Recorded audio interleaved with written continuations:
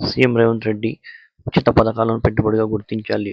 జీఎస్డీపీని పరిగణలోకి తీసుకొని కేంద్రం నిధులు ప్రత్యేకంగా గ్రాంట్గా 71,000 కేటాయించాలి. మణిపూర్ ఉద్రిక్తంగా మారిన విద్యార్థుల ర్యాలీ, ఘర్షణ 40 మందికి గాయాలు. రాజకీయాల కంటే మత పోరే ఎక్కువ.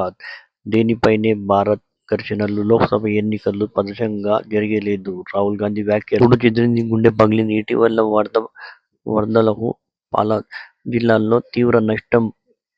మట్టి దెబ్బలాగా ఇల్లు ఆనవాళ్లు చెదిరింది. రాష్ట్రానికొస్తే కిటకిటలాడుతున్న సర్కారు దవాఖానాల్లో భారీగా పెరుగుతున్న ఓపీ, వైరల్ జ్వరాలు, శ్వాస సమస్యలు పెరుగుతున్న డయేరియా కేసులు. పలుచోట్ల డాక్టర్ల కొరత, కొన్ని చోట్ల పడకగదులు సరిపోక ఇబ్బంది.